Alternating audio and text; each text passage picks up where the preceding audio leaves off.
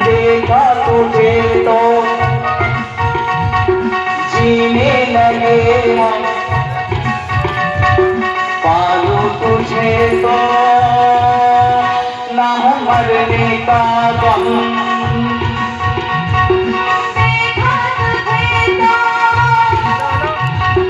जीने लगे हम, কি দেখছিস বানি এগুলা?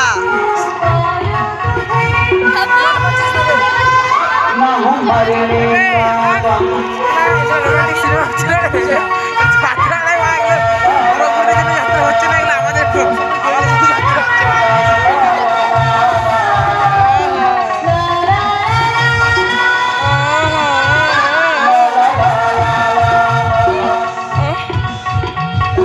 তোরা যাত্রা করো তাহলে ভালো হবে।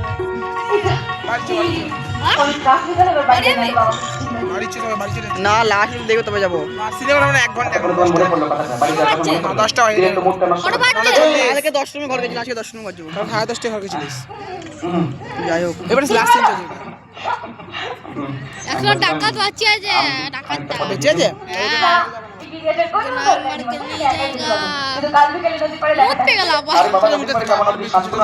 শর্টকাটে চলে যাবে।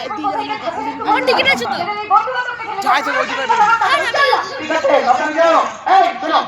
মোবাইলের টর্চটা জ্বালিয়ে দিও, খুব চন্দ্রপোড়া সাপ বেরোচ্ছে। যাও সাবধানে। যা বাবা, এই ফাইলটা আমাকে সারা রাত ধরে স্টাডি করতে হবে।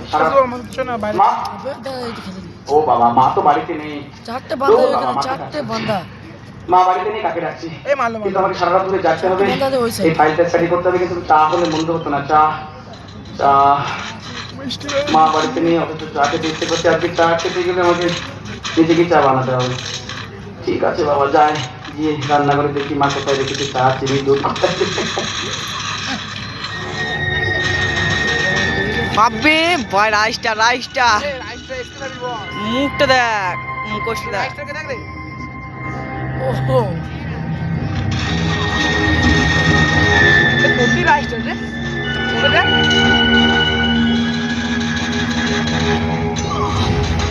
রাষ্ট্র বাবা আমাকে যা করতে হবে খুব সাবধানে করতে হবে। কিন্তু কিন্তু আমার কেন যেন না বারবার মনে হচ্ছে এতে ঝড়ের কোনো ক্ষতি হবে না তো। অবশ্যই ডবল টিক ডাউন ভাই, ডবল টিক ডাউন। এতে ঝড়ের কোনো ক্ষতি হবে না। না না না না না, এত কিছু ভাবতে চলবে না। আমাকে যে জিততেই হবে। হ্যাঁ, তার জন্য আমাকে চুরি করতে হবে। হ্যাঁ, চুরি করতে হবে একটা জিনিস যার উপরে লেখা আছে একটা সংখ্যা 516। ওই ধ্রুববাবুর কথা মতো এই জিনিসটা চুরি করে ধ্রুববাবুর হাতে তুলে দিতে পারলেই প্রমাণ স্বপ্নের সন্তানকে মানে ঝড়কে। কিন্তু কিন্তু মুশকিল হলো এই যে ওই জিনিসটা যে কোথায় রেখেছে, কোথায় যে আছে জিনিসটা।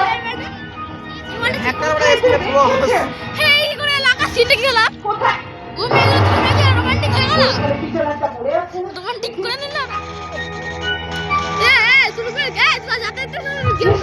এই তো সেই জিনিসটা সেই ফাইল।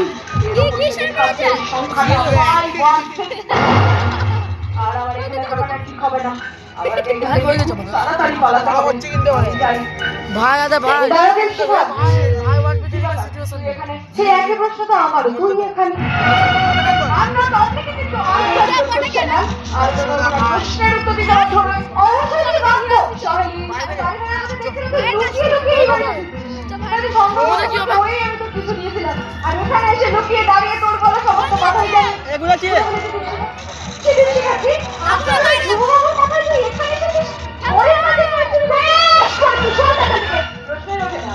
কি করে আজ আমরা নিচুতে নেমে যেতে পারলি তুই?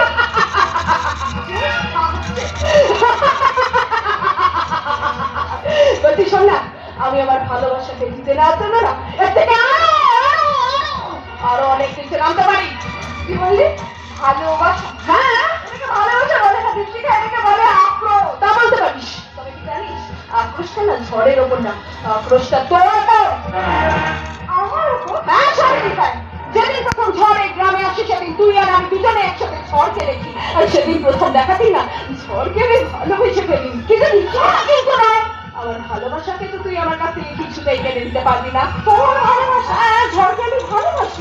ঠিক আছে, বলার জোরটা না আমার আছে। হ্যাঁ, এই মুহূর্তে দাঁড়িয়ে সেখানে তো আমার করছে সবই বন্ধু হয়ে বন্ধুর মুখে ছুরি মারতে তোর এতটুকু হত্যা কি পারি কি তুই কেন বলতো বুঝতে চাইছিস না যে আমরা দুজন একে অপরকে ভালোবাসি ভালোবাসা ছোটবেলা থেকে সেই ছোটবেলা থেকে তুই আর আমি যা কিছু করতাম সবকিছু আলোচনা করে করতাম তো হ্যাঁ কখন স্কুলে যাবো কখন কোচিংয়ে যাবো কোন পোশাকটা করবো কখন ছুটিতে খাবো সব একসাথে আলোচনা করে করতাম ভালোবাসার ক্ষেত্রে করেছিলি কোনো আলোচনা ভালোবাসার জন্য তুই আজ এতটা স্বার্থপর হয়ে গেলি কি পারি কি দিচ্ছি না তাছাড়া তোমাদের আমার কি আছে বলতো কি আছে সেটা আমার মধ্যে নেই দীপশিখা পড়াশোনায় আমরা দুজনেই সেকেন্ড ডিভিশনটা পেয়েছিলাম বন্ধু তাই ভালোবাসায় তো আমি তোকে ফার্স্ট ডিভিশনটা পেতে দেবো না আজ এই মুহূর্তে দাঁড়িয়ে তোর সঙ্গে আজকে পর কোনো